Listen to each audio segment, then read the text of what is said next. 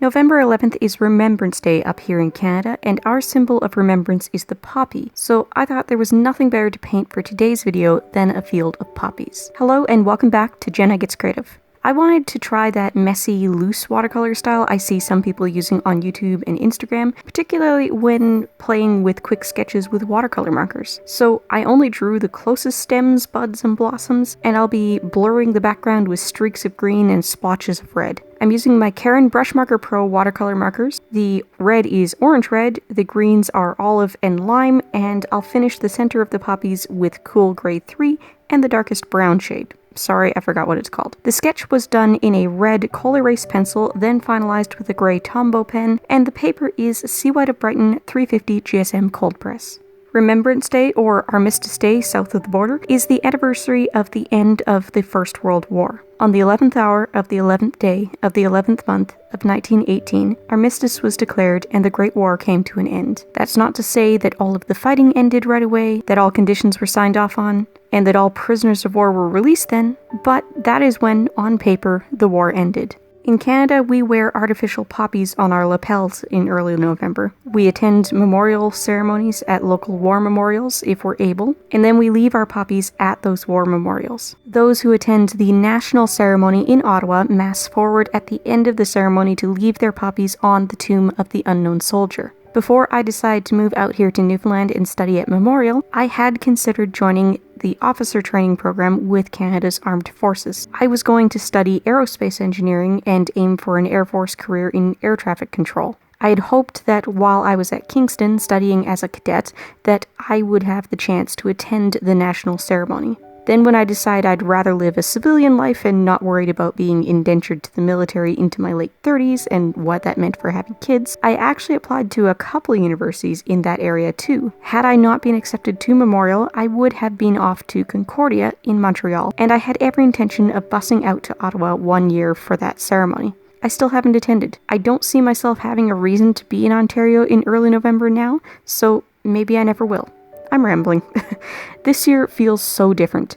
There are no veterans sitting at folding tables at grocery stores and at coffee shops handing out poppies in exchange for donations to the local Legion. There have been no announcements for public ceremonies at the local war memorial. Those activities are too risky during social distancing, especially since that would require so many seniors to disobey social distancing. I hope that most people will still observe their moment of silence. Traditionally, we observe 2 minutes of silence at 11 a.m. in honor of those who served in the past, those who serve now, and those who will serve in the future. We observe this moment in honor of the loved ones around those who serve in their own way, who worry and wait and put their lives on hold. We observe this moment in reverence for the horrors of war, the promise of peace, and the hope that we will never have to answer the call to another great war.